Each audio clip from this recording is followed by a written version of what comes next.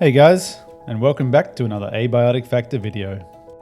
As we've now finished this amazing game, it's time I give you all a final base tour of the King's Domain. A base I've put together over the course of this co-op session for all of us to survive. If you haven't seen my previous videos, I recommend checking them out, but fair warning, there may be spoilers ahead. Stay tuned for a base walk around where I'll be giving you some building tips that you might not have known. And I hope this tour gives you some inspiration towards your own bases in this amazing game. For now, enjoy the tour and I'll see you shortly.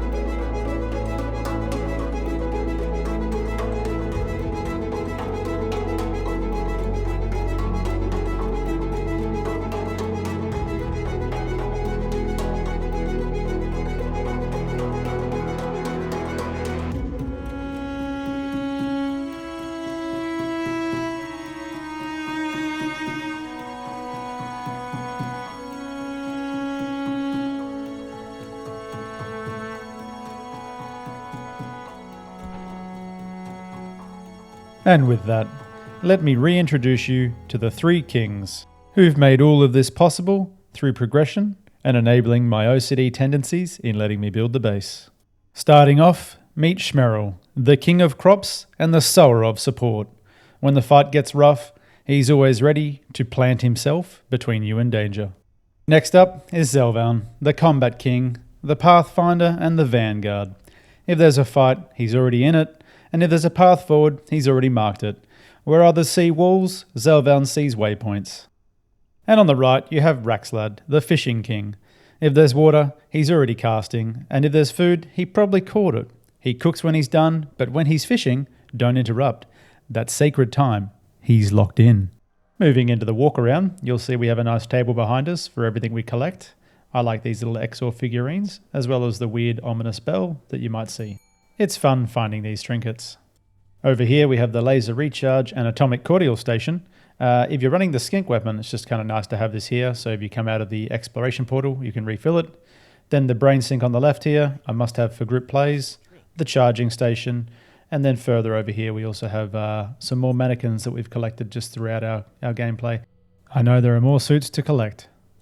Moving to the back, we have the rope plants and jump pad, for fast access to Manufacturing West and the trader should you need to get there. Back inside now, we have these arcade machines, mostly from Flat Hills I think, and then of course we have some TVs, this cool couch from the furniture store, just nicely set up. And if you ever need to summon Zelvan, simply turn on everything that makes noise, and like a moth to flame, he shall appear to turn it off again. Now for some tips, you can paint lasers, in case you don't like the colour. You can also come over to rugs that you might have within your base and paint them, which will give you a different colour as well as a different design. Remember, right click will remove that paint so you can go ahead and change everything. You can also name crates and benches by finding this icon here, clicking this and naming it to whatever you want, which helps immensely for base organisation. Moving into the kitchen, we have these two fridges on the left that will store most of the food we cook up to last the gang. We also have this newly unlocked freezer that will store food and prevent it from decaying. Over here on the left, we have 8 cooking stations, which is quite nice, as well as some water behind it to allow for cooking soups and things. We also neatly have the cooking bench, as well as the uncooked food fridge for excess materials, plenty of bench space to store everything, and all the batteries up the top are wired in nicely just to ensure that everything lasts throughout the night. We can also disengage the cooking stations if we need to save power, not that we ever have to. If you'd like to know more about how power works, then check out my laser and battery guides. Here we have the pooping station, with a view of course, a cookbook we found, and some more batteries wired in for additional power options. On the right hand side here we have the enhancement bench, the repair bench, and one of my favourites is the database terminal, which, when you access it, allows you to find any items throughout your base and simply pull them to your bags. I've also built this area to be nice and neat and easy to move around since you're constantly coming back to the benches. Next, we have the distribution pad that will allow items to auto-sort to wherever you're storing them. We also have the hazard crate, fridge and shower for dealing with radiation. Moving on to the storage area, I've opted to use this back wall section to place all the different crates and storage options we have, since you just need so many items in this game. Never stop looting. Okay, moving on to the defensive entrance section of the base. We have a disc turret and 2 laser turrets that cover off all of our defense. And as you can see, we have a motivational message that helps me get through the day whenever I'm building. The ox tower, and here's the stairs where all the mobs would come up. Everything's wired in nicely, and there's even room for expansion. Hidden down the back here is the exploration portal. I simply place the other end of this wherever we're sort of exploring, and that gives us fast access back into the base. Moving now into the back part of the base, we have some more water storage. We have the jail for Layak over here, and now we have the farm. Some important artwork. Big Daddy. And then we have these aquariums that Rax likes to play around with. They're full of really cool fish. We pretty much have one of everything growing in here, which is nice. Really keeps our food under control, and Schmerel keeps all the crops spinning, which is great. This device here is a moisture teleporter. It's basically keeping everything topped up with water, as you can probably see, and it saves us doing it manually. Moving on to the next section is the portal room. This took me quite a bit of time to get it going. You may have also seen my personal teleporter farming guide on this section here. Look at this little trader trying to get out. But yeah, as you can see, big teleporters everywhere to important locations. Lots of personal teleporters that each player can take.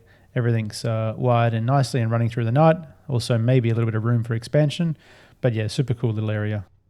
If you didn't know, you can paint teleporters, which is pretty cool. Something they added recently. And yeah, you might have worked that one out already. All right, moving down to the lower level. Something I did was put these bridges here to provide support and a way to get down to the water. So it makes it nice and easy for Rax to do his fishing or to come down here and wash yourself. We also have a 2 Tesla coils set up for defense in the base, as well as stops the robot once he appears. Also tucked away here is just a random little crate.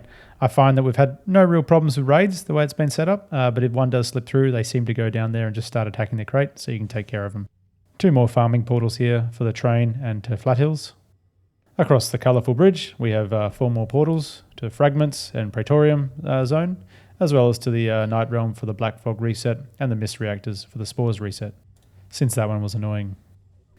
Over on this other platform is some more ammo refills, a little portal to the Space Queen digital world you go to, and the spoopy red chair, which will take us to this onsen world, where we can relax and hug it out after a big day of science together.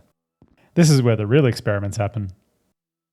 And we're back now from the onsen, positively glowing, which has nothing to do with the amount of radioactive material we store within this base. Alright, that's it for the tour, guys. I hope it's given you some inspiration and tips for your bases in this fun game. Thanks for watching, and I'll see you in the next one.